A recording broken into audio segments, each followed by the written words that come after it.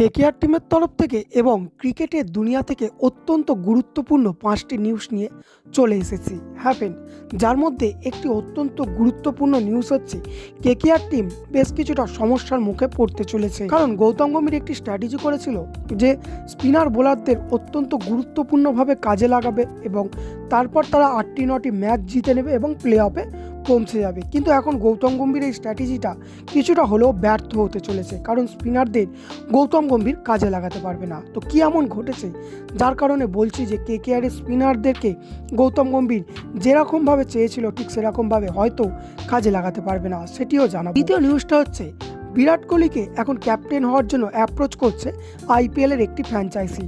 তো আইপিএল এর কোন ফ্র্যাঞ্চাইজি বিরাট কোহলিকে ক্যাপ্টেন হওয়ার জন্য অ্যাপ্রোচ করছে? বিরাট কোহলি কি তাহলে হার্দিক পান্ডিয়ার মতো ক্যাপ্টেন হওয়ার লোভে বা স্পন্সরশিপের লোভে অন্য কোনো টিমে চলে যাবে? কোন টিম তাকে অ্যাপ্রোচ করছে এবং অবশেষে বিরাট কি ক্যাপ্টেন হচ্ছে কোনো টিমের, সেটি নিয়েও আজকের ভিডিওতে বিস্তারিত আলোচনা করব।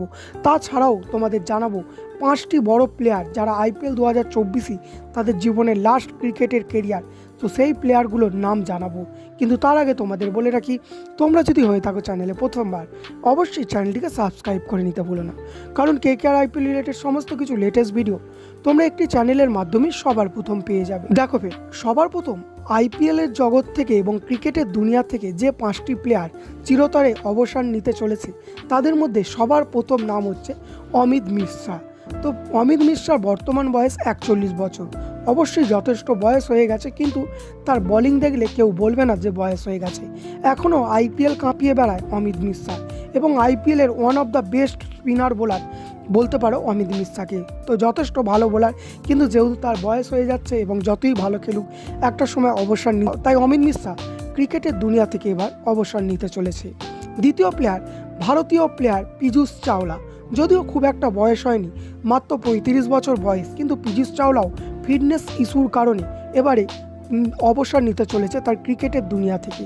দেখতেই পেয়েছিলে মুম্বাইয়ের হয়ে আইপিএল 2023 যথেষ্ট ভালো পারফরমেন্স দেখিয়েছিল পীযূষ চাওলা, কিন্তু ফিটনেস ইস্যুর কারণে অবসর নিতে হবে পীযূষ চাওলাকে। তাই এবছরই তার কেরিয়ারের লাস্ট প্লেয়ার হচ্ছে দীনেশ কার্তিক।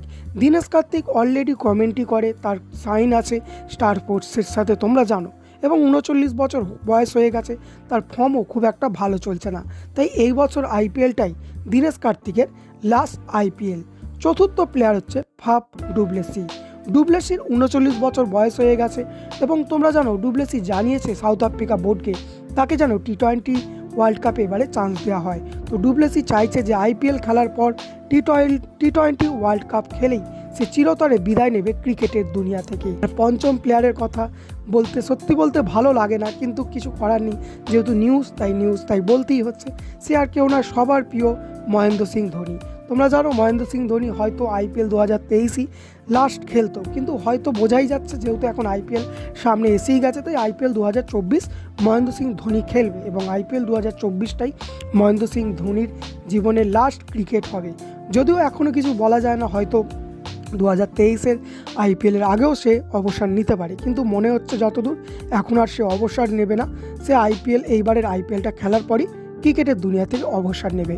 তো এই 5টি বড় স্টার প্লেয়ার চিরতরে ক্রিকেটের দুনিয়া থেকে অবসর নিতে চলেছে এই বছর আইপিএলটাই হবে। তো বড় নিউজটা হচ্ছে রিঙ্কু সিং। হ্যাঁ ফ্রেন্ড, সেই রিঙ্কু সিং কেকেআরের স্টার প্লেয়ার, তাকে নিয়ে মাঝে মাঝে সোশ্যাল মিডিয়াতে বেশ কিছু সমালোচনা ফেলে দেয়।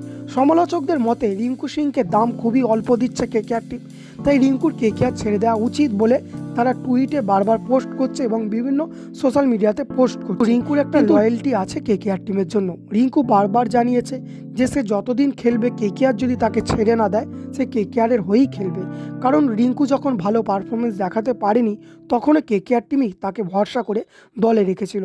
তাই রিঙ্কুর একটা কেকেআরের প্রতি লয়্যালটি আছে, অর্থাৎ সততা আছে। সেই সততা থেকেই রিঙ্কু বরাবর কেকেআর টিমের হয়েই খেলবে। তাই এইসব সমালোচকদের কাছে একটাই অনুরোধ, প্লিজ এই ধরনের একটা প্লেয়ারকে নিয়ে গুজব তোমরা রটাবে না।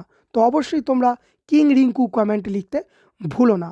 তৃতীয় বড় নিউজটা হচ্ছে বিরাট কোহলি। হ্যাঁ, সেই কিং কোহলি যাকে ভারতীয় টিমের ক্যাপ্টেন্সি থেকেও সরিয়ে দেওয়া হয়েছিল অনেক চালবাজি করে, এবং আরসিবির ক্যাপ্টেন্সি থেকে সে নিজেই সরে গিয়েছিল, কিন্তু আরসিবি তাকে আবার অ্যাপ্রোচ করছে ক্যাপ্টেন হওয়ার জন্য, কারণ 39 বছর ফাফ ডুপ্লেসির বয়স হয়ে গেছে, এটাই তার লাস্ট আইপিএল হবে, আর বিরাট কোহলি এখন অনেক দিনই আইপিএল খেলবে।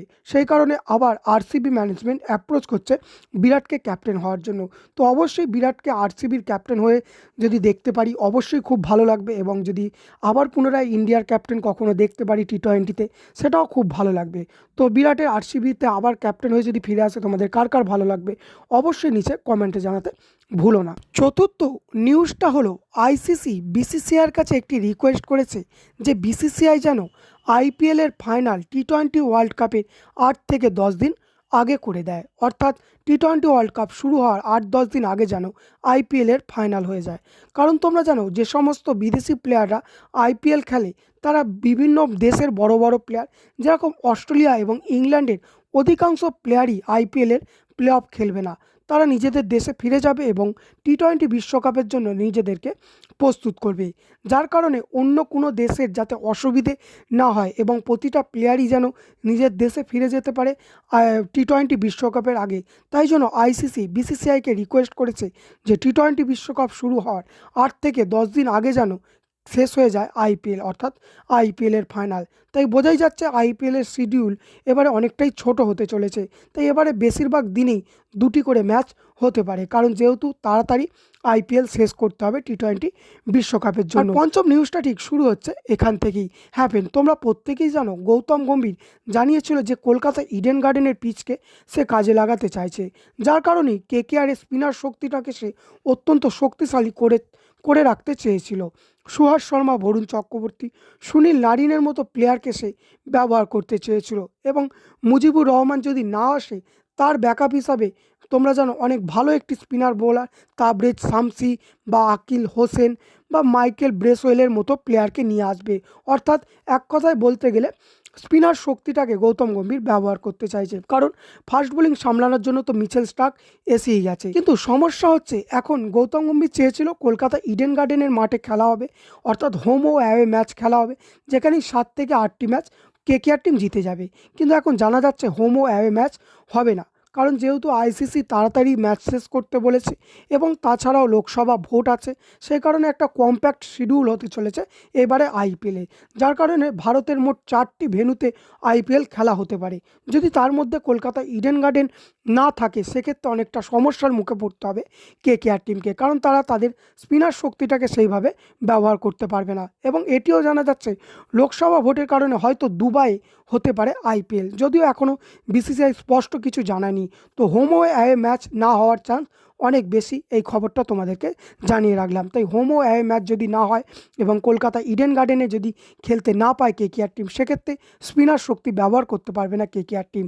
তাই অনেকটা সমস্যার মুখে পড়তে হতে পারে কেকেআর টিমকে। তবে হ্যাঁ, গৌতম গম্ভীর এবং কেকেআর ম্যানেজমেন্টের ওপর ভরসা আছে, কেকেআরের প্লেয়ারদের ওপর ভরসা আছে, যেখানেই খেলা হোক না কেন তারা ভালো পারফরমেন্স দেখাবে এবং অবশ্যই নিজেদেরকে প্লে অফ পর্যন্ত পৌঁছে নেবে। তাই অবশ্যই বেস্ট অফ লাক কেকেআর, তোমরা কমেন্টে ভুলো না। আশা করি ভালো আছো, ভালো থাকবে, দেখা হচ্ছে পরের ভিডিওতে।